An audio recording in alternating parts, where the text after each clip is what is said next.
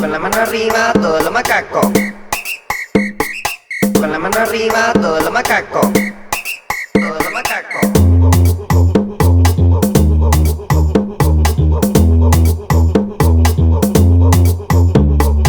Con la mano arriba.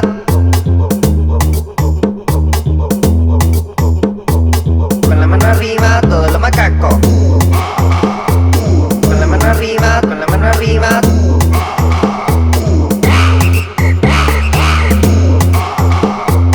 Con la mano arriba, con la mano arriba, todos los macacos.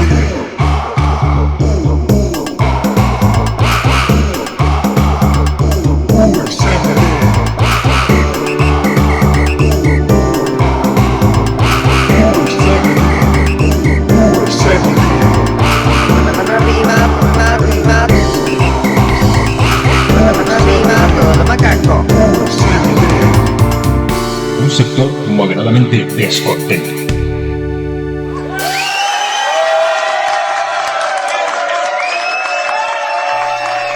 Buenos días, queridos especímenes, monitos de feria y seres superiores por igual. Bienvenidos a una nueva emisión de un sector moderadamente descontento. ¿Cómo estáis aquí todos? Muy buenos días, Manuel, o debería decir babuino afro. Lo mismo podría decir de ti, monito disidente. Madre mía, ya estamos tontos con lo de los monos, ¿eh? Estamos tontos Ya, perdidos. Pero bueno, hoy estamos de celebración porque hemos aguantado hasta el tercer programa sin ser cancelados. De momento. De momento. Y bueno, queríamos agradecer, como siempre, a todos nuestros fieles oyentes que siempre están ahí para apoyar a estos monitos rebeldes. Sí. Y hoy en especial es un día bastante de fiesta, bastante particular, porque tenemos a un invitado súper especial en el programa, que nos lo teníamos calladito, nos lo teníamos de sorpresa, pero hoy, chicos, os hemos traído a un ser superior auténtico. Lo hemos capturado en la jungla. Para que nos cuente toda su experiencia, todo su viaje, desde que era un monito como nosotros, hasta que avanzó por la escalera social y se convirtió en un profesor de física y química en el Colegio Internacional Ausias March. Hoy tenemos por aquí a mi gran amigo Javi, que ha venido para ayudarnos con el programa. Buenos días, chicos, encantado. Y contarnos su visión sobre las cosas, sobre el sistema educativo. Antes nos hemos estado comiendo una pizza con él y bueno, se lo estaba diciendo que ojalá hubiéramos tenido el micro porque hemos tenido una conversación interesantísima. Nos ha contado un montón de cosas que seguro que os interesan y he dicho, a este hombre lo tengo que traer al programa de una, o sea... Sí, o sea, la próxima vez comemos con el móvil, con la grabadora y ya está, ya tenemos programa hecho. Así que nada, Javi, bienvenido. Estamos encantados de tenerte hoy en nuestro programa. Muchas gracias, chicos. La verdad es que me falta buscarme un mote monil, la verdad. No sé si me pega más un orangután espalda plateada o algo así. No sé, ya pensaré sobre ello. Y nada, encantadísimo de estar aquí con vosotros. Y espero, no sé, pues, dialogar un rato con vosotros. Claro que sí. Un saludo también a la mona dorada Laura, que está ahí detrás de los mandos. Hola, chicos. Ahí está, la mona dorada nunca falla en la técnica. Y bueno, el programa de hoy vamos a estar hablando un poco de la comparativa que muchos nos han pedido entre lo que es la educación privada y lo que es la educación pública, y también sobre la concertada, que cobra especial importancia en España. Javi precisamente es profesor en un colegio privado. Así que Javi, pues vamos a empezar por que nos cuentes tu experiencia en el cole, cómo está siendo. Nos has dicho que llevas un año trabajando allí. Sí, correcto. Yo empecé un 16 de noviembre del año pasado y nada, tengo 27 años, soy profe joven y es mi primer año dando clase y de momento estoy muy contento, la verdad, sobre todo con el ambiente, ya como os he comentado anteriormente, con el ambiente con mis compañeros y demás, así que nada, aquí para resolver cualquier duda que os surja. Muy bien, muy bien, muy bien. Y bueno, queríamos saber, sobre todo esa experiencia que has tenido como profe, pues desde esa perspectiva, ahora que eres el profesor, ¿cómo ves a los alumnos? Si te sientes identificado con ellos de alguna manera, si te ves ahí reflejado. Pues la verdad es que en muchos de los aspectos sí, no puedes evitar, ¿no? Como profesor joven, en este caso, que te vengan flashbacks de Vietnam, ¿no? De cuando tú estabas en el otro lado. Y además es que hacen las mismas tonterías que hacíamos nosotros, pues lo típico, se gira el profesor y van avanzando poco a poco la mesa hacia adelante, ¿no? Y a la que te das cuenta tienes a todos los ranos a medio metro tuyo y dices, ¿pero qué está pasando aquí? ¿No? El juego de las frutas también, de que cada uno se le asignaba una fruta y tenía que gritarla en alto y demás, que a muchos de nosotros se nos han echado de clase por ello. Entonces te hace recordar todas esas cosas que se recuerdan con bastante nostalgia, la verdad. Y nada, por lo que respecta a mi labor como profesor, la verdad es que de momento mi experiencia está siendo muy positiva, los nanos están muy contentos conmigo. Yo creo que también porque he podido tener la capacidad de alguna forma de no crear mucha distancia entre ellos y yo, es decir, al ser edades bastante parejas, aunque sea una diferencia de 10 años, pero ser conocedor de todo lo que les gusta, de lo que no les gusta y demás, hace que pues ellos tengan confianza conmigo, a veces demasiada, la verdad. Entonces tienes que jugar un poco a ser poli bueno, poli malo y saber poner las barreras donde tocan, porque si no, muchas veces se pasan de la raya y te has de poner ahí un poco oro, pero bueno. Más vale empezar oro al principio y luego ir aflojando que al revés, porque si no se te suben a la chepa rápido. Creo que tiene que ser un punto medio, como he comentado. Sí que es verdad que quizás 60-40 hacia la cercanía, favorablemente hacia la cercanía, porque se generan situaciones de conversar con ellos, de contarle tus experiencias, siempre pues guardando un poco la intimidad, pero además los nanos siempre ven en ti como su profesor, y más un profesor de 27 años, ven en ti un ejemplo. Entonces muchas veces, pues lo que te comentaba, ¿no? Un nano el otro día: ostras, Javi, la primera vez que tenemos un profe friki, tal. Y entonces, pues es curioso, ¿no? Que les cuentas que te has ido a ver la última peli de un anime que te gusta, o que eres pianista y te gusta sacar piezas de películas de Ghibli y así. Entonces pienso que siempre vas a sacar más cosas más fructíferas si estás más cercano a ellos que si pones demasiada distancia. Porque entonces te ven como su padre, o te ven como una entidad muy por encima de ellos, a la cual hay que respetar y hay que idolatrar, pero no, digamos, lo que no cogen esa comodidad de estar contigo en clase. Y yo creo que para aprender es necesario esa cercanía, la verdad. Porque lo que has dicho de una figura a la que hay que venerar suena sospechosamente a nuestra definición de ser superior. Exacto. Es tal cual esa definición, y creemos que es precisamente un gran problema cuando esa figura del profesor no es alguien en quien puedas confiar para aprender, que más que alguien a quien temes o que sientes que simplemente tienes la responsabilidad de obedecer sin más y, exacto, y ya está. Aquí también llegamos a la diferencia entre temor y respeto. Que lo que tienes que hacer es respetar a tu profesor, no temerle. Exacto, eso es algo fundamental. Sí que es verdad que quizás está prostituyendo un poco ese concepto ahora mismo en las escuelas, porque ya pasan antes, o sea, en mi época o quizás un poco antes era temor lo que había por el profesor, se pasó de temor a un respeto y se está pasando de un respeto a una falta de respeto o falta de obediencia y demás. Entonces sí que es verdad que la labor del profesor está siendo un poco cuestionada y muchas veces, lo que os comentaba, las familias o los padres o incluso los mismos alumnos te quitan la autoridad que sí que debe tener un profesor en clase, porque al final la autoridad la tienes tú, se hace lo que tú dices, porque eres tú el guía, ¿no? De alguna forma, el que tienes que orientar a los nanos, tienes que favorecer su aprendizaje en todo momento, pero sí que necesitas un feedback de parte de ellos y que te hagan caso, en resumidas cuentas, que te hagan caso. Entonces, pues eso. Claro, lo que comentas es un problema creciente que muchos profesores han denunciado, que es la falta de respeto también hacia la figura del profesor. Exactamente. Y a lo mejor eso también pues se puede ver influenciado por, como dices, esa no quiero decir decadencia, pero lo voy a decir. Decadencia es el respeto, porque antes se le temía al profesor, ¿no? Y ahora cada vez más como que se le toma a chiste, como que no se respeta el trabajo que está realizando tampoco. Y eso lógicamente no puede ser el caso, tanto por parte de los niños como de las familias, como has comentado. Mi madre, por ejemplo, trabaja en una escuela, pero que no estamos hablando de una escuela infantil ni primaria, o sea, iba gente de 18 o 20 años, eso es una escuela de superior, y me comenta que a la hora de las prácticas, que ha recibido casos de alumnos que le mandan correos preguntando si sus padres pueden ir con ellos a las entrevistas de trabajo para las prácticas, y cada vez es algo más frecuente. Y me lo comentaba a mí, me dice, ¿y tú cómo crees que es esto posible? Y yo, pues, yo creo que es algo inevitable tal y como estamos haciendo las cosas, tal y como estamos permitiendo que cada vez más pues haya eso, que los niños se crean menos que la educación es algo fundamental y se lo tomen más como un poco un chiste de ir a pasarlo bien.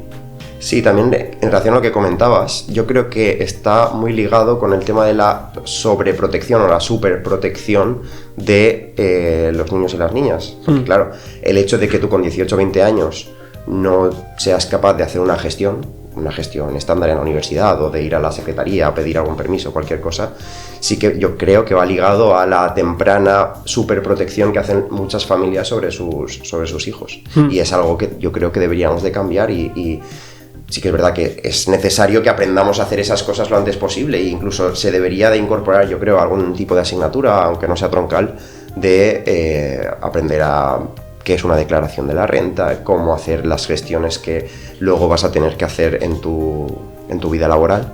Entonces sí que considero que hay una sobreprotección y ponernos en una burbuja, ¿no? Veis a muchos nanos que están muy protegidos y que la madre pregunta. Recuerdo un caso hace 2 semanas. Ahora las 2 semanas de mitad de diciembre se van a la nieve, al viaje típico de la nieve de invierno.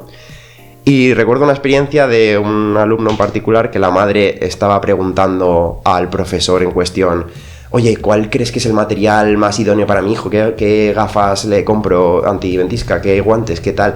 Y tenía un geolocalizador para localizar en todo momento dónde estaba su hijo en el viaje de la nieve. Y dices, pero vamos a ver, sí, te lo prometo, es totalmente verídico. Y dices, ¿hasta qué punto vamos a llegar de...? Yo entiendo que, siendo la visión del padre, ¿no? Yo no soy padre de momento, pero me imagino empatizando un poco con las familias de decir, vale, quiero proteger a mi hijo porque es un viaje, a lo mejor quizás es el primer viaje que hace solo o que hace con sus compañeros. Se va lejos de casa. Se va a hacer algo que es potencialmente peligroso, te puedes partir 2 vértebras, te puedes pegar una leche, ¿no? Esquiando.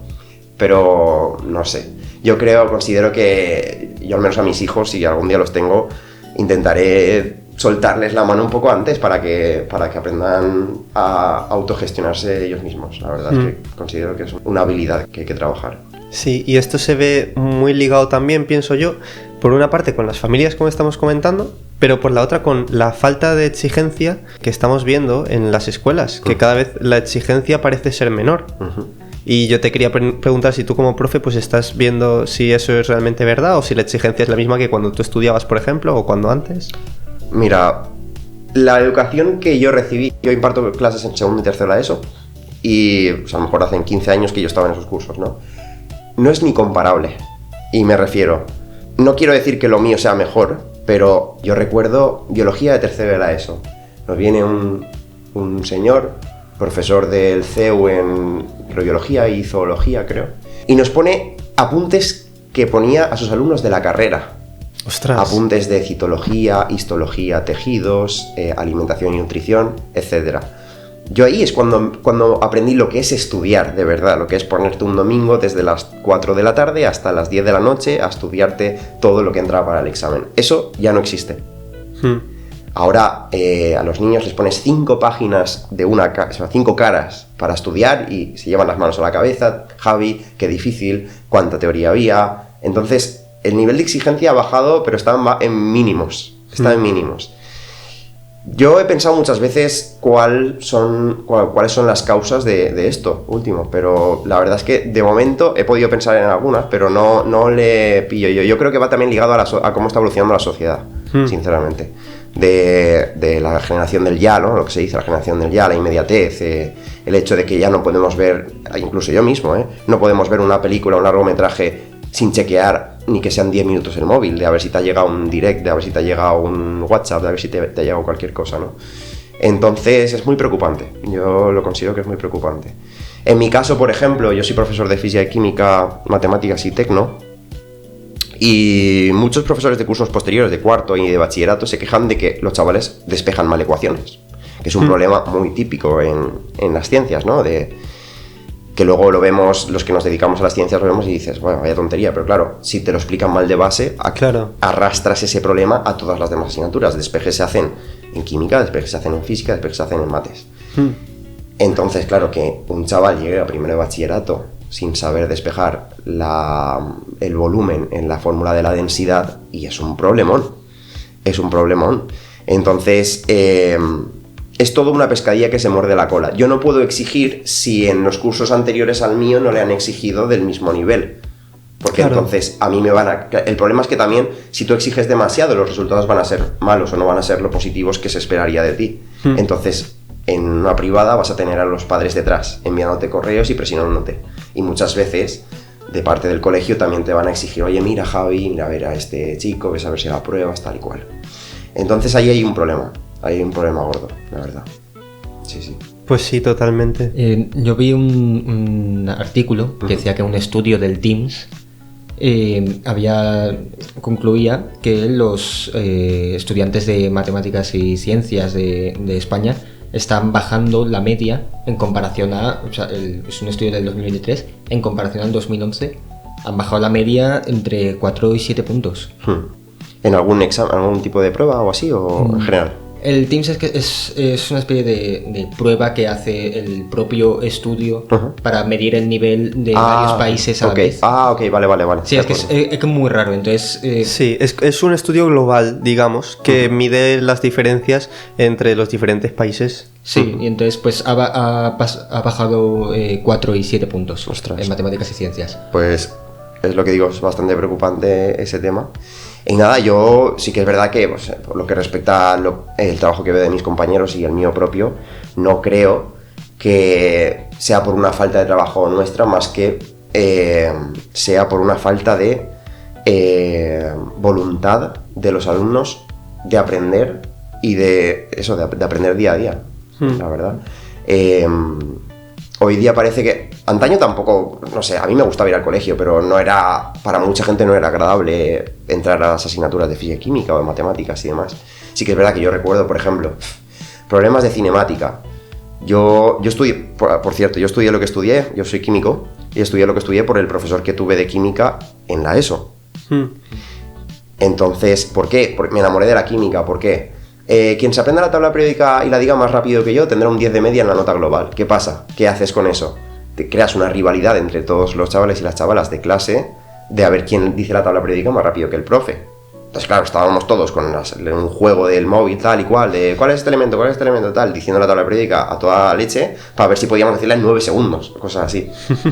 Eso del juego me recuerda a nuestro primer programa de tecnologías. Que decíamos de utilizar exacto. cosas exactamente con ese propósito. Sí, pues es literal. Además es que, o sea, gamificar el aula sí que es verdad que es una técnica que está ya testada y demás, y sí que es verdad que funciona, pero en aquellas no estaba tan a orden del día, y la verdad es que lo logró hacer a la perfección. Enunciados de problemas de física. Superman tarda en recorrer la circunferencia de Marte no sé cuánto tiempo, tal, ¿sabes? Eran enunciados que, digámoslo, captaban la atención del público, que en este caso eran pues, chavales de 15 años, muy bien, más que el típico problema mítico de tiro parabólico, de tiro una pelota por encima de una valla, no sé qué, ¿sabes? Que entonces, si ya desde el enunciado te intentan captar la atención, vas a querer la asignatura. Precisamente, el kit de la cuestión está en esa pregunta que nos planteamos de, bueno, si los alumnos no tienen interés por estudiar, ¿cómo les generamos ese interés? ¿O cómo fomentamos esa atención en el aula? Porque no podemos simplemente resignarnos a decir, bueno, ya cada vez les interesa menos, pues ya la educación pues al traste. No, claro, no podemos Claro, rendirnos. entonces la solución está en adaptarnos a buscar nuevas maneras de decir, bueno, pero ¿cómo podemos generar ese interés real por estudiar, por las asignaturas? Y bueno, y una manera que puede ser muy buena es la que estás comentando de plantear más juegos didácticos en el aula, nuevas metodologías de enseñanza, no quedarse estancado en algo que lleva 50 años, Exacto. a lo mejor dándose de la misma manera y que no da sus frutos. Y bueno, si en un sistema las cosas llevan siendo igual tanto tiempo y sin mostrar buenos resultados, lo normal es que vaya hacia abajo esa decadencia del alumnado. No sé si opinas lo mismo. Sí, literalmente. Estamos acostumbrados, o al menos en mi generación, ¿no? Las lecciones magistrales que se llaman, que es profesor, pizarra, página 33, ecuaciones de segundo grado. Y empieza a explicar y acaba explicando, en fin, ¿no? Sí que es verdad que, al menos en mi experiencia, ha cambiado totalmente.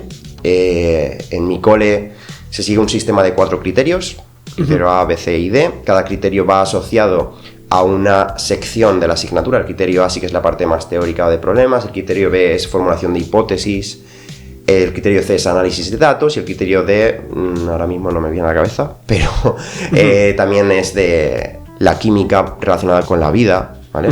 Entonces, plantea otra visión, digámoslo, más que la lección magistral clásica de siempre.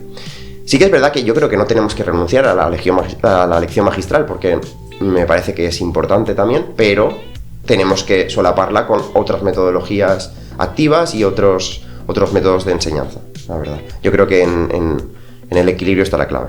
¿Es algo propio de tu cole o lo has visto en más centros? Es un sistema que se llama IB, que es Bachillerato Internacional en inglés. Y nada, lo llevan varios coles de Valencia y de España, ¿vale? Y que se opta por una enseñanza bilingüe, una enseñanza... Yo imparto el 50% de mis asignaturas en español y el 50% de mis asignaturas en inglés. Me hicieron una entrevista, cuando me contrataron, me hicieron una entrevista en español y otra en inglés.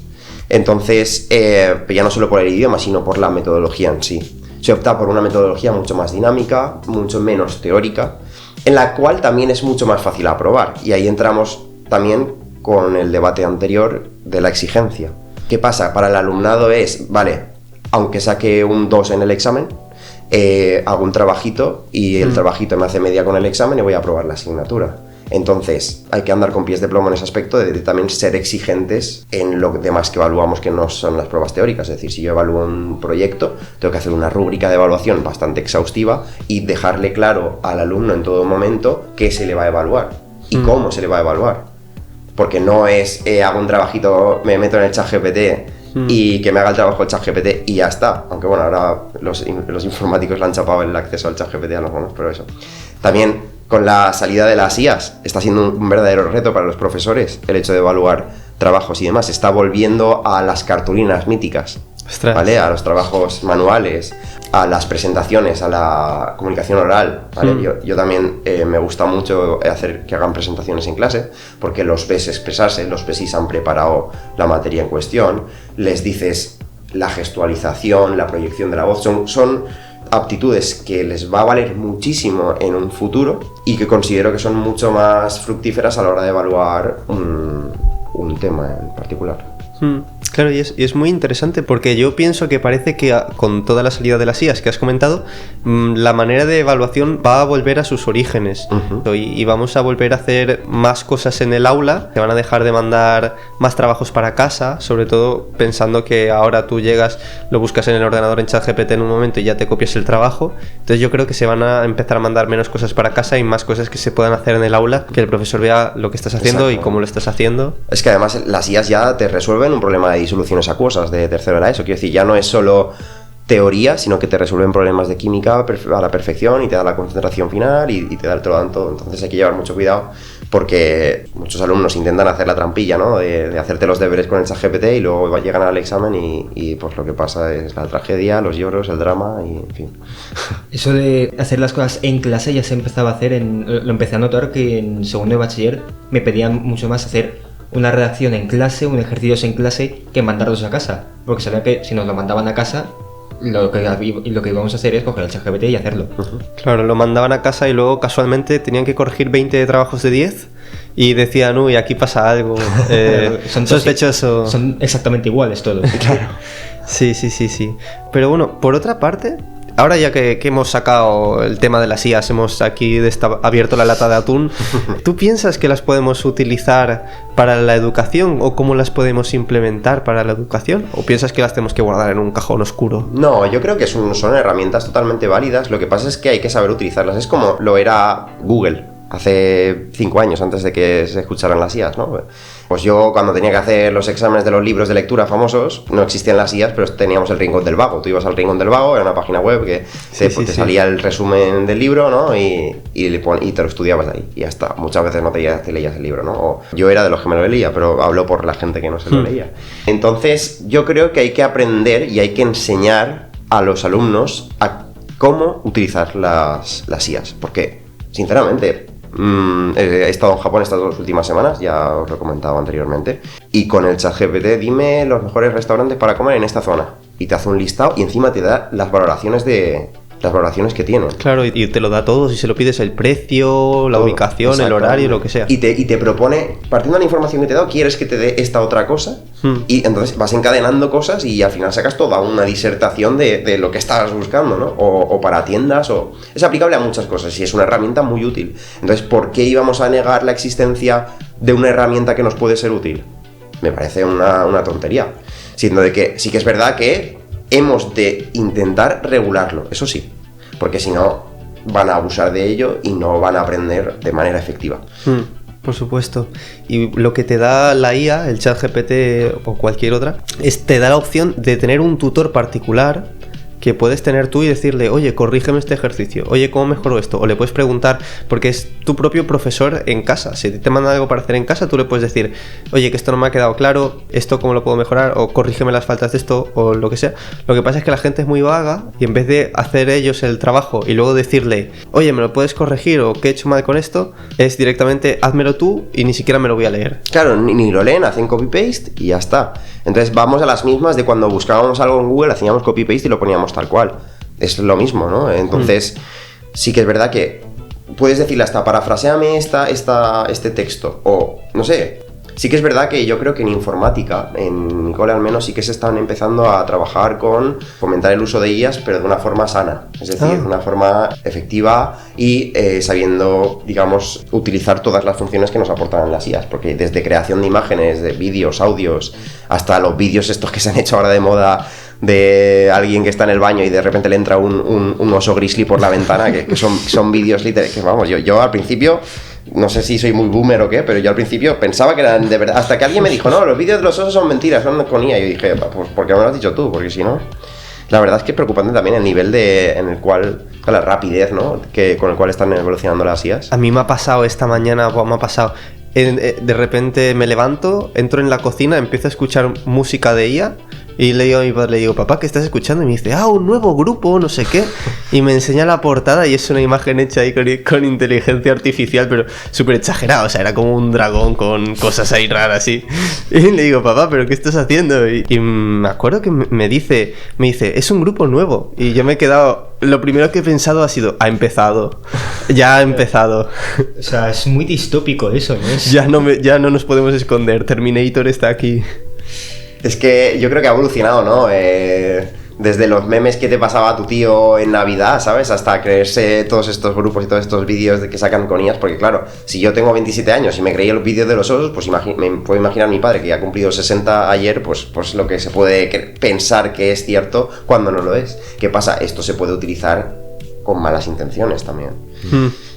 Como siempre, no es la herramienta, sino el uso que se haga de ellas. Efectivamente. Por eso es tan importante, como comentamos, que se enseñe en los institutos a utilizar todas estas herramientas, porque es que de lo contrario la gente lo va a usar como quiera, porque usarse se van a usar. Porque tú las quieras ignorar no significa que vayan a dejar de existir. Entonces se van a usar, lo que hay que hacer es fomentar un correcto uso de ellas. Exacto, y aprender también a cómo detectar, pues eso, casos de phishing o casos de suplantación de identidad y demás que están habiendo ahora un montón. Por esto mismo, es decir, saber utilizarlas y saber cómo evitarlas en el caso de que las estén utilizando negativamente contra nosotros. Exacto. Y no sé si quieres aportar algo más sobre esto, Manu. No. Pues hablando del tema de la inteligencia artificial y de las tecnologías, aprovecho para preguntarte si precisamente por trabajar en un cole privado sientes que las tecnologías que hay a tu disposición como profe o tecnologías que pueda haber a la disposición de los alumnos son mayores que en una pública y si en eso supone algún avance real en educación. Uh-huh. Os puedo comentar desde mi experiencia. Yo, para ser profe tienes que hacer el máster habilitante para ser profe. Hice las prácticas en un cole concertado, entonces os puedo comentar diferencias, ¿no? Uh-huh. Sí que es muy claro, digámoslo, el presupuesto destinado en una privada a las tecnologías, o al menos en mi cole actual. Todos los alumnos y alumnas tienen un iPad propio para trabajar en clase. Todas las clases están habilitadas con Apple TV para proyectar. Cualquiera de ellos se puede proyectar en cualquier momento, una página del libro digital, un ejercicio, un documento, cualquier cosa. Entonces, ¿qué pasa? Hace que las clases sean mucho más dinámicas y mucho más flexibles, digámoslo, ¿no? A priori me proyecto yo siempre, ¿no? Proyecto yo la lección, pero en cualquier momento puedo decir, fulanito, proyéctate con tu corrección del problema. Por ejemplo, la plataforma que utilizamos para física y química se llama ScienceBits y randomiza los números. Es decir, sale un problema, pero a lo mejor a mí me pueden salir 15 litros y a ti te salen 12. Uh-huh. ¿Qué pasa? Para evitar que se copien entre ellos, cada iPad tiene unos datos numéricos diferentes. Claro, cada enunciado es... Claro, o sea, exacto. Los enunciados son iguales, pero cambian únicamente las concentraciones, los volúmenes, todo lo que es cuantificable. Entonces... Claro. Esto, aparte de causar un poco de alboroto, porque Javi, es que a mí me ha dado 6,25 y a ti te ha dado 8,30. Y digo, ya, pero es que mis datos numéricos que aparecen aquí no son los mismos que los tuyos. Pero puedes hacerlo de forma análoga, de forma similar a como lo he hecho yo, lo puedes hacer tú con tus datos. Entonces ahí ya haces, primero, que no copien y ya está, sin entender nada. Y segundo, que, digámoslo, extrapolen lo que tú has explicado para aprender y para adquirir sus propios conocimientos. Claro, para aplicarlo ellos. Ya no solo no copiarse entre ellos, sino no copiar la pizarra y ya está. Sí que es verdad que antes era copiábamos la pizarra, ahora hacen foto. Eso también es un problema. Ostras. Claro, el hecho de... O sea, puede también ser un hándicap el hecho de tener tecnologías en clase, porque ya han desarrollado tal vaguería que es en plan de, no es que no quiero copiar la pizarra, entonces, Javi, ¿puedo hacer una foto? Hacen una foto y ya está. Muchas veces les digo, no podéis hacer una foto, copiarlo, por favor. Porque copiarlo también lo que haces es interiorizar lo que estás copiando muchas veces. Entonces, ¿qué es? ¿Algo positivo o algo negativo? Pues lo mismo que con las IAs, depende del uso que se le dé, ¿no? Sí que es verdad que en el cole se lleva un control muy riguroso de las tecnologías, se hacen controles semanales de las fotos que tienen, de los documentos que tienen, de cómo tienen, o sea, cuánta memoria les queda en la nube. Se les controla bastante el iPad del cole y, por ejemplo, en los patios y en los buses no les permiten utilizar el iPad, a no ser que los padres escriban para que adelanten deberes o cualquier cosa. Entonces, eso, está esa dualidad de las tecnologías son buenas en cierto modo, porque te dan flexibilidad y dinamismo en las clases, pero también hay que controlar casos de ciberbullying, llevar un control bastante exhaustivo de las tecnologías en clase. Claro, ¿y este iPad ya por pura curiosidad se lo pueden llevar a su casa? Sí, claro. Ese iPad se lo llevan a casa y se lo traen, además lo tienen que cargar, claro, porque o sea, hay ciertas faltas en el cole establecidas y una de ellas es traer el iPad sin batería a clase, porque el iPad es una de las herramientas fundamentales para la clase. Claro, es la nueva libreta. Sí, exactamente. Sin suplir la libreta tradicional, porque muchos profesores, por ejemplo, prefieren que hagan las tareas en la libreta, les hagan foto y luego lo suban al Classroom. Otros prefieren que redacten un Pages, un documento, y lo pongan todo ahí. Entonces ahí ya depende del docente.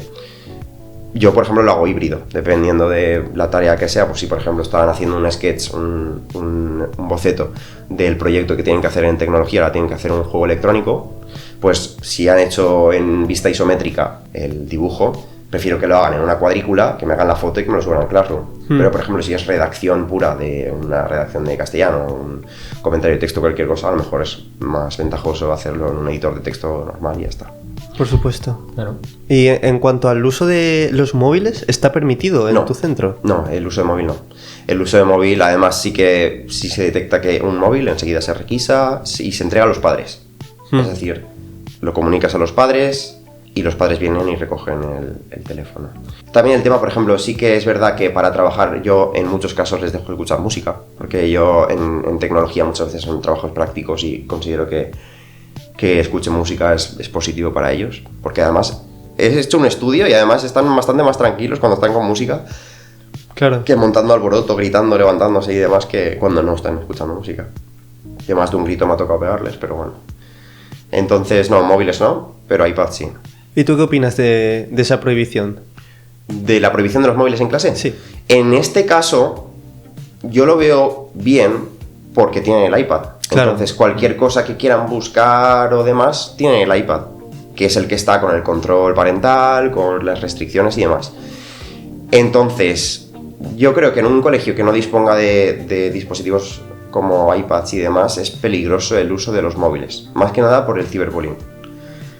Hubo un caso ha habido casos de fotografías, casos de stickers que han hecho de alumnos y demás. Entonces, es peliagudo. Yo creo que no es necesario el móvil en una escuela. Al menos durante el tiempo lectivo. Siempre y cuando también se les pueda proveer de otro dispositivo del cual puedan disponer, valga la redundancia, para buscar información o para utilizar herramientas propias de un iPad. Es decir, editores de texto, el Canva, por ejemplo, para hacer presentaciones, el Claro, Keynote. todas las aplicaciones que se necesiten para la clase. Exacto. Claro, esa era nuestra principal queja con lo de las tecnologías. Es que en el caso de nuestro instituto no teníamos... Que era un centro público. Un centro público, sí. No teníamos iPads de estos de instituto. O sea, sí habían, pero los guardaban y no los utilizaban nunca. Y nos prohibían el uso de móviles en aulas, en el patio, en el pasillo, en todo. Pero los apuntes, las cosas que nos mandan por aulas y todo eso, sí están en nuestros móviles. Pero no nos dejaban acceder a ellas durante las clases. Es que entonces eso es una contradicción propiamente Claro. dicha. Si tú el material lo tienes Por subido eso. en la red y no puedes acceder a él, es un poco una tontería. Entonces en Exacto. ese caso yo creo que sí, ¿sabes? Pero es todo analizar un poco los contextos de cada centro. Claro, y ahí está un problema también. Y me he fijado, ahora que estoy en la universidad y ya soy un niño grande, pero me fijo mucho que en las clases de teoría, por ejemplo, ahora estamos todos con el ordenador, porque bueno, ahora se trabaja con el portátil en clase, pero está todo el mundo, o sea, tú ves toda la fila de delante, todo el mundo está jugando a un juego distinto. Entonces ahí digo, claro, o sea, está todo el mundo jugando al final. Está bien, las tecnologías hacen falta aplicarlas a la educación, pero si tú las dejas por libre, todo el mundo pues va a hacer lo que quiera, porque es más interesante lo que esté pasando en el juego que lo que está explicando el señor o la señora que está delante de ti a las 8 de la mañana. Entonces, claro, ahí está precisamente un gran problema, pero me parece muy buena esa solución de, vale, prohíbo los móviles, pero tienes este iPad para hacer todo lo que la tecnología te puede ofrecer, digamos. Lo que pasa es que eso no es extrapolable a un centro público que no tenga esos fondos para que todos los alumnos tengan un iPad. Efectivamente. Ahí entonces el problema es de presupuesto público. Es decir, presupuesto que se destine específicamente a compra de material o compra de dispositivos móviles para centros públicos. Entonces ya nos vamos a un problema de gestión económica, pero más grande. Se debería de destinar más inversión económica a la educación. Yo pienso que sí, pero vamos, es un debate. Sí, es un debate muy grande porque mientras tú piensas que sí, hemos leído de varios profesores que justamente hace poco, en una entrevista que leímos, decían que lo que querían era lo contrario, que dejaran de mandar tecnologías a sus aulas porque empezaban a coger polvo, las tenían que guardar en un armario porque nadie las usaba. Entonces esos profesores, que era un centro público, recuerdo, decían que la gente que mandaba desde arriba todos esos supuestos avances, esa gente que escribía las leyes, no había pisado un aula desde que Franco tenía flequillo y entonces estaban ahí mandando simplemente cosas por calmar las aguas, básicamente, pero que los profesores no querían. Y eso ha pasado también en nuestro instituto. O sea, lo hemos vivido de tener, por ejemplo, una sala de radio que no se usó para nada. O sea, se hizo la reforma de construir una sala de radio que nadie nunca usó, porque tampoco no era aplicable, porque es una sala de 4 personas, tú tienes un aula de 30 chavales, entonces es muy difícil gestionar eso y al final pues no se usaba. Tenemos las tablets que comentaba antes Manuel. Sí, que creo que toqué una de esas tablets una vez, una clase, ¿Y nunca más? Yo nunca, yo nunca las llegué a ver. Ahí las tenían porque se las mandaron al instituto, pero ningún profesor realmente tenía la intención de usarlas. Es como, ¿para qué? ¿Qué incentivo les daba eso? Porque ahí también entra en juego lo de que si tener más tecnología es simplemente más atrezo, porque si vas a seguir haciendo lo mismo y lo único que vas a cambiar es la tiza por píxeles, pues tampoco estás haciendo una gran innovación. Es que el problema ahí es ¿por qué vas a seguir haciendo lo mismo? Exacto. Las tecnologías lo que nos dan es herramientas para cambiar la forma de dar clase. No para seguir haciendo lo mismo. Para seguir haciendo lo mismo tenemos las tizas o los rotus, para las pizarras de rotus. Pero no. Yo entiendo los profesores que caen en la comodidad, ¿no? En la comodidad de seguir haciendo lo mismo, porque es muy cómodo, tengo los apuntes hechos desde hace 25 años, proyecto los mismos apuntes que el año pasado y que el anterior y que el anterior y que el anterior, que mis alumnos copien y hagan el examen. Pero eso es muy fácil. Exacto. Entonces la labor del profesor entra ahí. Los profesores, a menos lo que me he podido dar cuenta yo en mi centro, es que nos tenemos que reinventar cada día y el profesor tiene que aprender también. Es decir, el profesor es un alumno más, digámoslo. Te tienes que reinventar, tienes que hacer material, tienes que estar a la orden del día con las modas, con los nuevos materiales, los nuevos recursos que van saliendo. Entonces, un profesor que se tape los ojos y que no admita, por ejemplo, que han aparecido las IAs en las que tú te puedes ponerle, explícame la guerra de Cuba, y te explica 3 hojas de la guerra de Cuba. Entonces estamos entrando ahí en una censura muy fuerte, ¿no? Y me parece muy injusto, la verdad, muy injusto por los alumnos. Entonces ahí ya entra el buen docente, el mal docente, el docente regulero. Javi, que sepas que voy a clipear completamente esa frase que has dicho, se va a ir a la descripción del vídeo, cuando has dicho nos tenemos que reinventar cada día como profesores. Sí, es que es la pura verdad, o sea, no... Es un trabajo... El trabajo del profesor ha empezado a ser un trabajo creativo, más que otra cosa. Un profesor ahora ha de buscar información, ha de preparar material nuevo, ha de reinventarse cada día para no caer en la educación podre, la educación putrefacta de hace 50 años que nos recibieron nuestros padres y que a mí todavía me pilló. Entonces, siempre yo creo que en el equilibrio está la clave, ¿no? Podemos coger lecciones magistrales, podemos coger presentaciones, podemos coger trabajos, podemos coger cartulinas, podemos coger un montón de material y entre todo hacer un cómputo global en el cual se evalúen ciertas destrezas del alumnado. Pero lo de reinventarse cada día me parece fundamental. Por supuesto que sí. Y bueno, yo te quería preguntar también, porque ya que trabajas en un centro privado, pues ahora estábamos hablando de que las tecnologías son mayores en un centro privado que en un centro público por la diferencia de fondos que hay, pero si tú sientes que eso realmente refleja que haya un avance, digamos, en la educación que reciben estos chavales, o sea, si notas que haya una mejoría por el uso de estas tecnologías, porque hemos visto varios estudios que lo que reflejan es que no hay una diferencia en la mejora de enseñanza entre lo que puede ser la educación privada y la pública. Entonces, si tú como profesor estás viendo eso, que se siente igual quien estudia con papel y boli que quien estudia con un iPad, o si crees que la mejora en tecnologías influencia directamente eso, esa mejora en educación. Creo que es una mejora en la educación, puede fomentar una mejora en la educación, pero no a lo mejor en los resultados de una prueba. Es decir, no creo que por utilizar un iPad vayas a sacar, o tus alumnos vayan a sacar mejores resultados en la PAU o en el examen de la selectividad. Claro. Pero sí que van a ser capaces o van a tener la oportunidad de aprender otras destrezas, unos pensamientos laterales, unas soft skills y demás, que no van a poder aprender sin el uso de esas tecnologías. Entonces, ¿queremos aprender o queremos sacar nota? ¿Queremos sacar resultados? Esa pregunta también es para debate, ¿no? Esa también está para apuntármela y meterla en la descripción.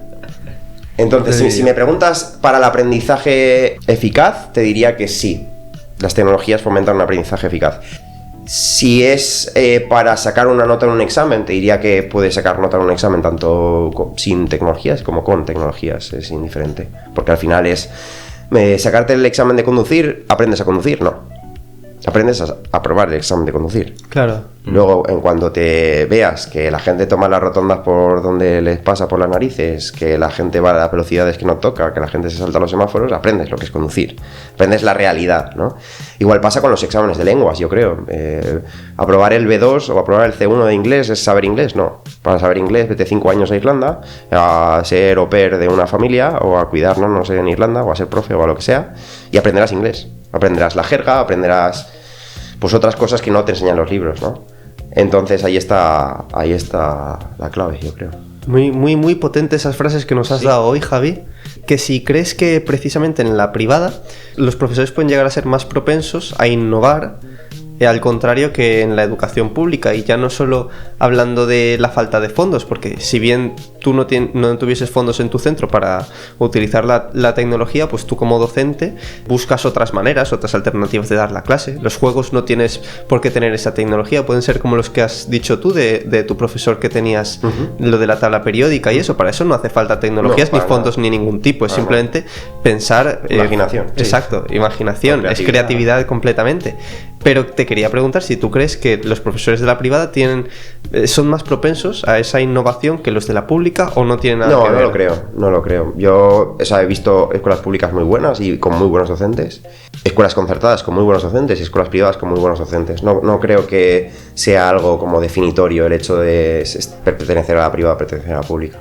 Si nos referimos al acceso a las tecnologías, sí que es verdad que la privada puede ser mayor por el tema financiero, por el tema de dinero, pero yo, por ejemplo, he tenido muy buenos profesores en concertada, muy buenos profesores. Recuerdo de química que me inspiró para estudiar lo que he estudiado, y recuerdo otro de historia, por ejemplo, espectacular. ¿Habéis visto El Club de los Poetas Muertos, la peli? Sí. Vale, la escena en la que aparecen todos encima de la mesa. Oh, capitán, capitán. La mítica escena, ¿no? Me acuerdo que representamos esa misma escena en una clase de historia, y el profesor se puso a llorar. Y nos regaló a todos un poema de Rudyard Kipling, luego impreso, que lo tengo detrás de la puerta de mi habitación. Y esas memorias las conservo como si hubiesen pasado ayer. Las memorias de un profesor de hace más de 15 años, estamos hablando. Entonces, esa es la labor del profesor, ¿no? Que se acuerden ya no de qué pasó en el 1492, sino qué nos aportó este profesor en nuestra etapa de la vida de ese momento, ¿no? Y caemos otra vez en... ¿Tenemos que aprender conceptos o tenemos que aprender a ser personas, ¿no? Somos, más que profesores, somos educadores también, en parte. Sí que es verdad que yo creo que la educación primaria, el respeto, el respeto de los tiempos, la organización y demás, tiene que venir en un primer momento desde casa, desde los papis. Pero tampoco podemos renunciar a ser en parte un poco pedagogos, ¿no? Un poco... ser educadores más que ser el profesor de física o el profesor de valenciano o el profesor de castellano, lo que sea. Tenemos que ser educadores y saber a quién tenemos delante y lo que vamos a influenciar a esa gente para un futuro. Antes nos estabas diciendo que como te fuiste a Japón, sí, un par de semanas, que viste esa diferencia en educación en los más pequeños. Sí, es bestial. Desde, por ejemplo, estábamos en el castillo de Osaka, recuerdo, el primer día, y ves a 30 o 40 chavalines pequeñitos, todos con la misma gorra del mismo color, con la misma mochila del mismo color, que pasan un cruce y luego hacen una reverencia al coche. Wow. Todos a la vez. Entonces dices, claro, están agradeciendo al coche el hecho de que les haya dejado pasar. Son cuestiones de mucho al detalle. Japón es un país que cultiva el detalle, yo creo, y que le da mucha importancia al detalle, tanto para presentar un menú en un restaurante como para cruzar la calle, como para cualquier cosa. Entonces sí que me parece algo envidiable esa disciplina y ese respeto que aprenden desde bien pequeñitos, la verdad. Es algo que yo pienso que deberíamos incorporar a los cursos más tempranos de nuestra educación.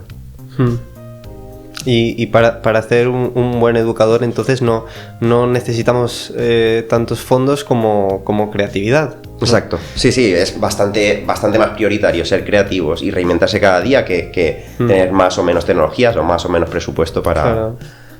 Ya te digo, este profesor de historia nos gustó tanto a todos. Al principio pasábamos no le escuchábamos, le tomábamos sin importancia, pero es un profesor que... era del centro de España, no sabía valenciano, y recuerdo que acabó hablando valenciano como puedo hablar yo, como puedo hablar mi padre, que somos de Alboraya, de un pueblo de aquí de Valencia que se habla valenciano, vamos.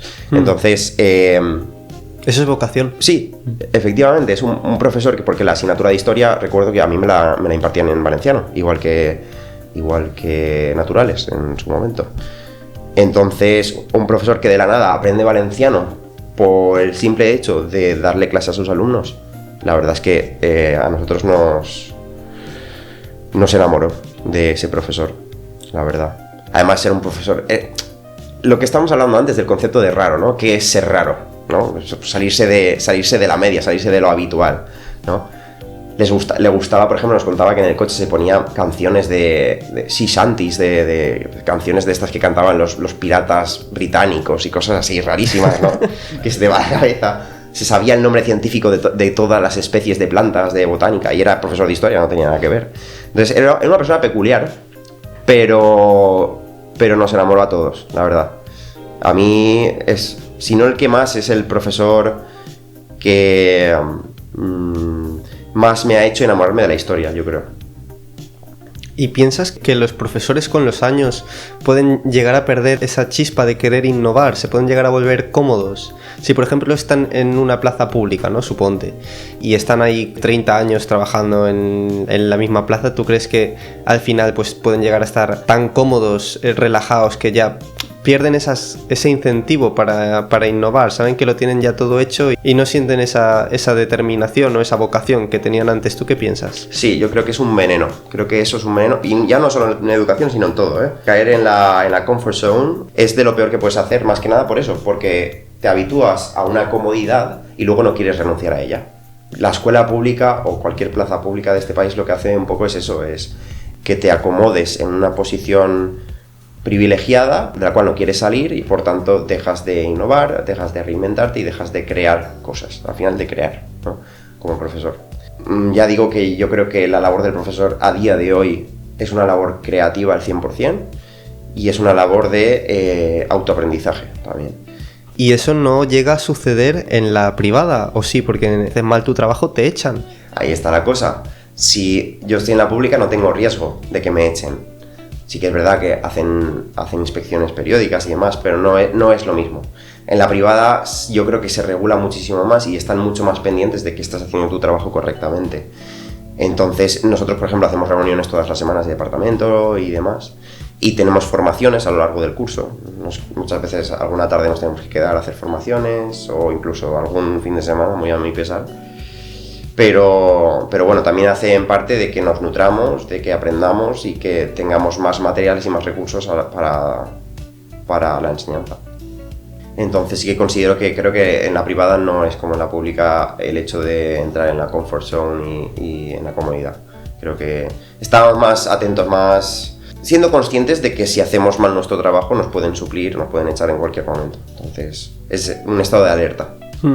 Para cerrar ya el tema de privada contra pública un poco que estamos haciendo, te quería comentar varias ideas que hemos podido leer de diferentes estudios, de diferentes expertos en el tema, por ver si tú en tu centro particular has podido ver eso o si piensas que es algo que se replica a lo largo de todos los centros privados. Por ejemplo, la historiadora de educación Diane Ravitch de Estados Unidos, ella decía que la privatización de la educación empeora la equidad, porque es algo que aumenta la segregación racial y económica, porque en aquella época, estamos hablando del 2010 más o menos, hace 15 años, surgieron varios casos que hoy en día también ya no hay tantos o no son tan... Ahora no me viene la palabra, pero que no están tan difundidos, pero en aquella época hubo casos muy fuertes de alumnos que eran expulsados por tener dificultades de aprendizaje. Eran en los centros privados que solo querían pues mantener su imagen, que no les interesaba tanto la educación de esos niños como mantener una buena media entre todos, por mantener ese prestigio frente a otros colegios privados. Y aquí en España, catedráticos de sociología como pueden ser Xavier Bonal y Mario Fernández Enguita también decían un poco lo mismo, que lo que hacen estos centros privados, al no mostrar ninguna mejora en educación frente a la educación pública, sí que mostraban una gran diferencia de segregación socioeconómica, escuelas muy clasistas en los que las cuotas, la ubicación, el ideario que tenían estos colegios pues expulsan a las familias vulnerables.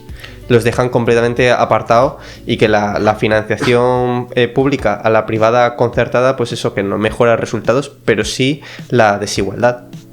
Pues por lo primero que has dicho, por lo que respecta a la segregación racial y económica, en mi centro en particular tenemos alumnos de muchas nacionalidades. Tenemos alumnos chinos, ucranianos, rusos, árabes también. Entonces, desde el primer momento hay mucho cuidado y mucho trabajo acerca del respeto a otras razas, el respeto a otras nacionalidades y demás. Y se trabaja sobre todo en una asignatura que se llama IDU, es Proyecto Interdisciplinar. Es una asignatura muy chula, yo la imparto en segundo de la ESO. Y además cada año de la ESO está enfocado a la interdisciplinariedad, que va palabra, diferente. Es decir, por ejemplo, yo lo que hago es un proyecto de una mochila de supervivencia, ¿vale? Que está además muy a la orden del día, después de lo de la Dana y demás, en el cual tienen que relacionar temas de ciencias, matemáticas y diseño para crear su propia mochila de supervivencia. Me parece muy interesante. Entonces, creo que, al menos en mi centro, se trabaja mucho el hecho del respeto hacia otras etnias, hacia otras nacionalidades. La segregación económica sí que puede ser un problema más latente en mi centro, porque sí que hay más variedad de condiciones económicas. Es decir, hay familias muy acomodadas, pero hay familias que no lo están tanto y que se les complica a lo mejor para pagar la cuota, propiamente dicha. La cuota es bastante alta y a lo mejor si tienen 2 hijos en el cole, pues se les complica en gran medida. Entonces, sí que es verdad que desde un primer momento se les enseña a respetar cualquier tipo de condición, ya sea económica o racial, pero sí que pueden caer en el hecho de tío, pero no te puedes comprar esas zapatillas, es que cuestan 300 euros. Bueno, pero 300 euros tampoco es tanto dinero, ¿no? Entonces dices, hay que llevar mucho cuidado con eso porque sí que podemos caer un poco en que hagan una segregación económica fuerte en las clases. Y luego, en los casos de necesidades educativas especiales, hemos comentado de que se podía llegar a expulsar, ¿no?, a un alumno por el hecho de que disminuye la media, de tener dificultades. Yo en mi centro tampoco lo he visto. Yo, por ejemplo, tengo alumnos con principios de autismo, tengo alumnos con casos de TDAH y demás necesidades educativas especiales, y se les trata de igual forma, incluso se les da más material, se les trata de evaluar de otra forma, se les hace un examen más sencillo, más simple, o tratando otras cosas, se les da más peso a otros criterios quizás. Entonces siempre buscamos eso, ¿no?, la igualdad, es decir, si alguien tiene más problemas que otra persona, darle facilidades. O sea, preocuparnos por su aprendizaje efectivo más que no, vamos a expulsar a este niño porque nos está manchando el estatus o nos está manchando el reconocimiento, ¿no?, de ser un colegio privado con tal y tal y tal resultados. No lo he visto y estoy totalmente en desacuerdo. Claro. Es que eso es ya, por supuesto, llegar al límite. Sí, por supuesto, claro. De querer cuidar tu reputación a cambio de atraer matrículas. Me parece muy egoísta, vaya. Definitivamente lo es. Y aunque no sea el caso preciso de tu centro, ¿tú crees que eso sucede en escuelas privadas? Sí, puede llegar a pasar, sí. Sí. Y yo creo que en públicas también, No, o sea, porque, por ejemplo, yo creo que los mejores resultados de la PAU de los últimos años lo ha tenido un colegio público. Creo que aquí en Valencia. No recuerdo, pero al menos hace unos años, no recuerdo qué colegio, pero me quiere sonar que era un público de mejores resultados. Entonces, quizás pueden entrar más en eso de te invitamos a irte del colegio si estás por debajo de la media, o te quieres dedicar a formación profesional, o quieres hacer algún módulo, tal.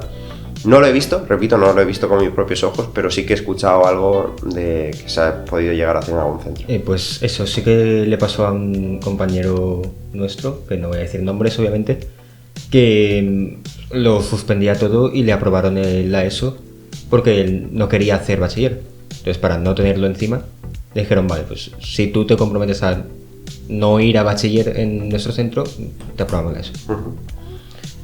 Y es que eso es un gran problema, porque en los centros públicos sobre todo va mucha gente que no quiere estudiar. Ya está, no quiere estudiar. ¿Y cómo pones tú a estudiar a alguien que no quiere? O sea, ¿cómo lo obligas? Entonces, ahí está, volvemos otra vez al principio del programa de cómo fomentamos ese interés por la educación.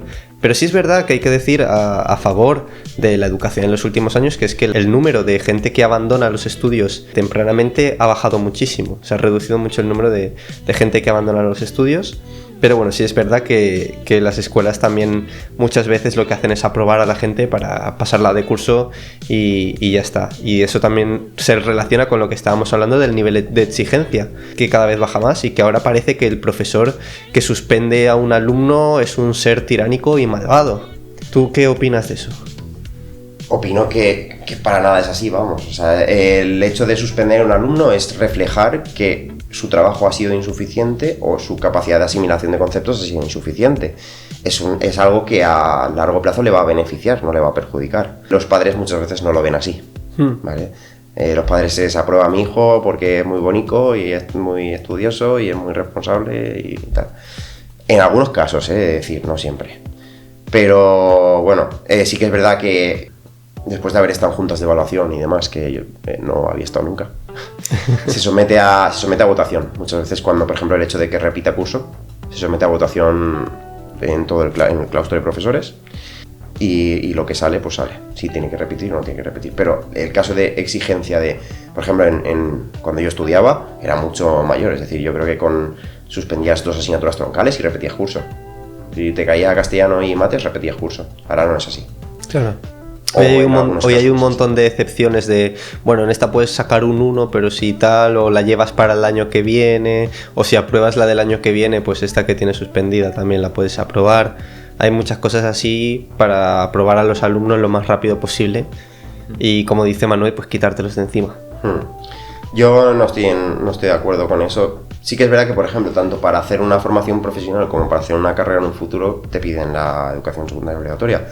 Entonces, creo que se debería de regular de alguna forma, a lo mejor hacer algún grupo, o sea, dividir en grupos pero de dificultad. Entonces, a la gente que desde un primer momento quiera enfocarse a hacer una formación profesional, reducir el nivel de exigencia, pero para la gente que quiera dedicarse a una carrera, aumentarlo. No sé cuál sería la mejor solución para ello, habría que estudiarlo y tampoco me veo con capacidad de hacerlo. Es que eso es muy difícil también, sí. Ahí te metes en un berenjenal grave de estar separando a los alumnos por su nivel de aprendizaje también. Sí, porque los estás clasificando y es feo en primer momento. Eso no es viable.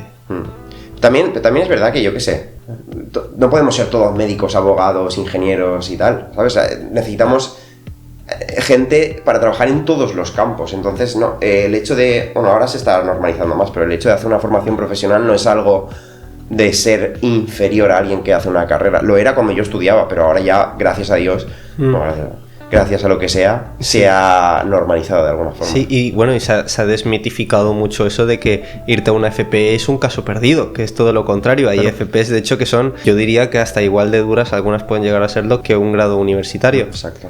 Todo depende, al final, del camino que quieres elegir. Yo creo que en el futuro haremos algún programa, ¿no, Manuel?, enfocado hacia diferencias entre FP, bachiller, universidad, qué conviene más, qué camino quieres elegir.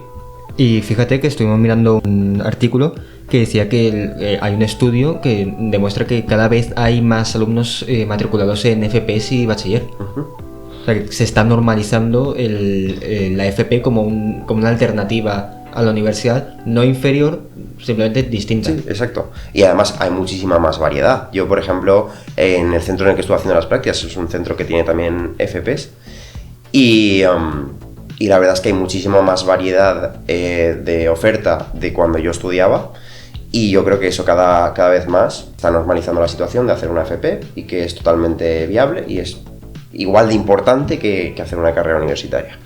Y también a día de hoy hacer una carrera universitaria no es garantía de nada. Antes lo era, lo típico, ¿no? También tuve un caso de una alumna particular hace unos años, yo también fui profe particular antes de entrar al cole.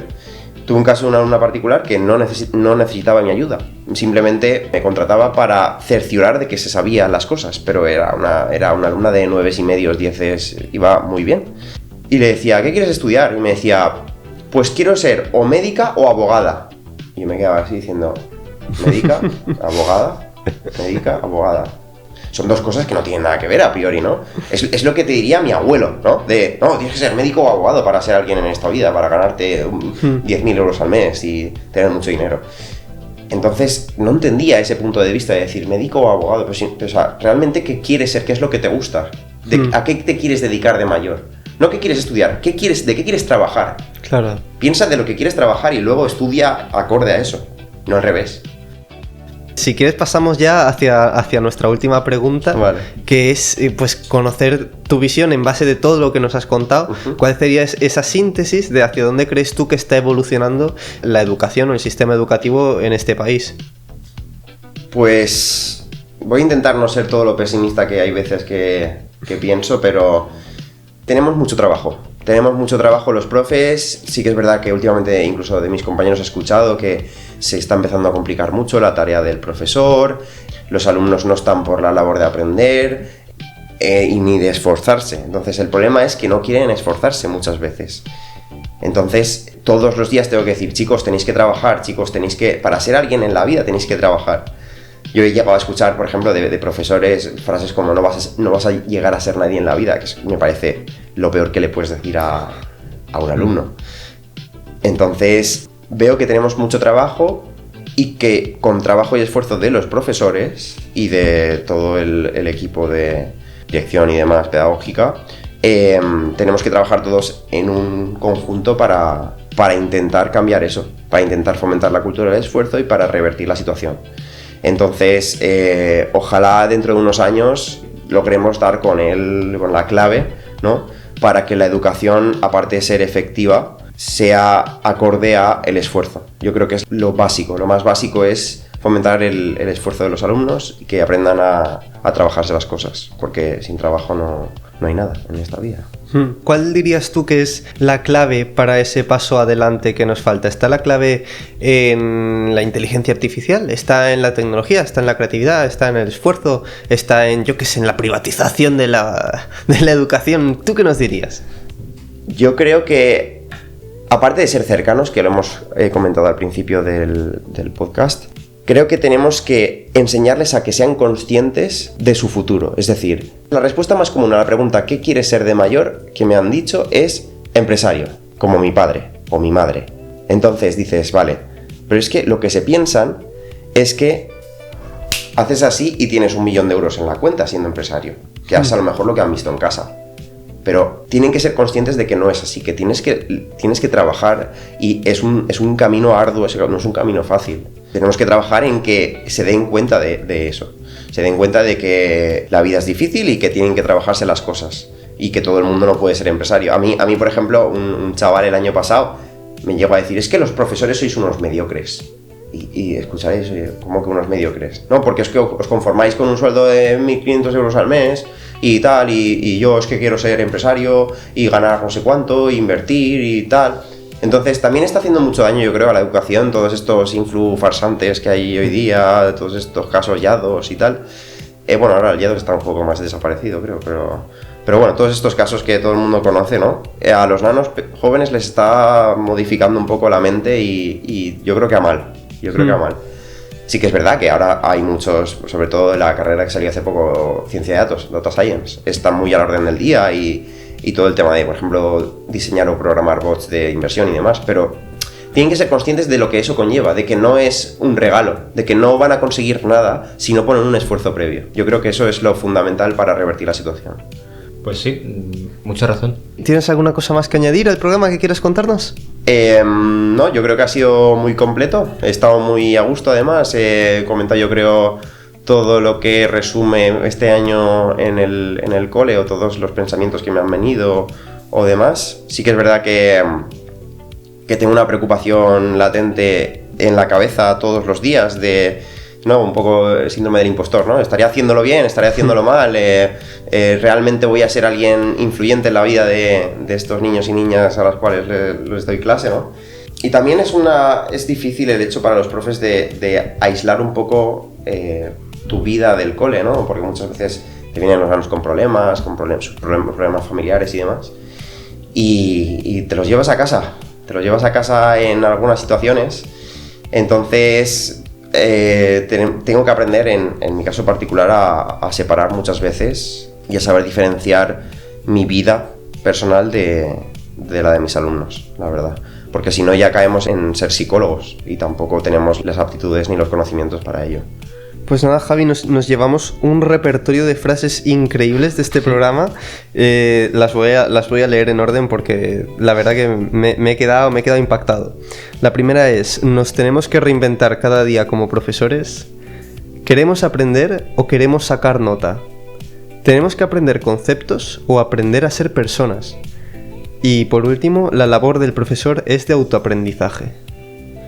Muy buenas frases y que creo que sintetizan muy bien lo que hemos estado hablando en este programa, y pues quería agradecerte por haber venido a compartir este espacio con nosotros. Gracias a vosotros. Y por supuesto que si quieres venir en cualquier otro momento o te levantas de noche un día sudando, has tenido una pesadilla y dices la educación es una mierda, pues para entonces habré pensado mi nombre en clave tu nombre de simia. chimpancé. Mi nombre es chimpancé, exacto. Yo creo que te has ganado al menos ser un ser superior honorario, como mínimo. ¿Dónde está el Hall of Fame aquí? Tenemos que poner un cuadro ahí de Javi junto a todos los demás monos.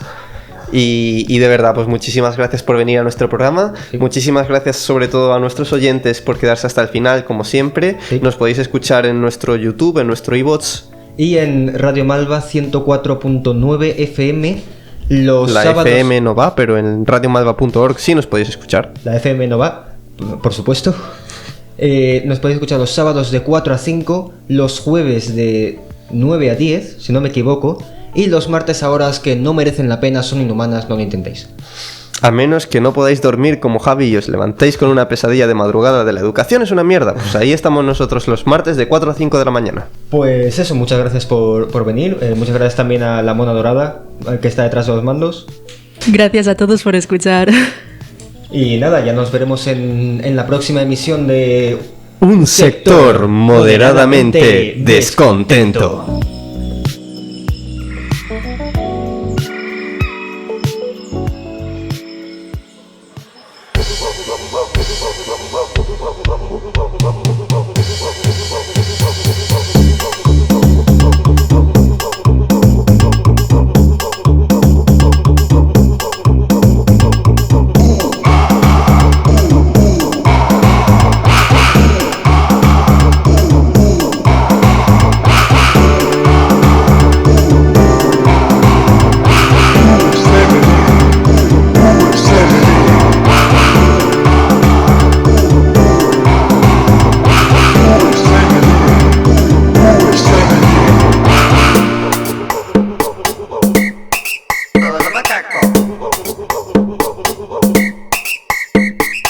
Con la mano arriba, todos los macacos. Con la mano arriba, todos los macacos. Todos los macacos.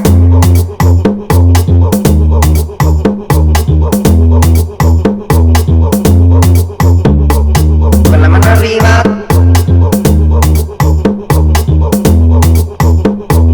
Con la mano arriba, todos los macacos. Con la mano arriba, con la mano arriba.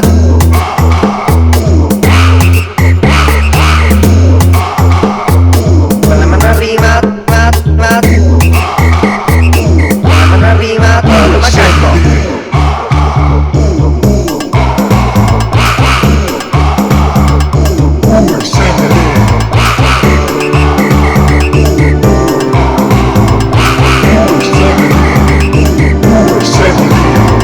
Con la mano arriba, con la mano arriba. Con la mano arriba, todos los macacos. Un sector moderadamente descontento.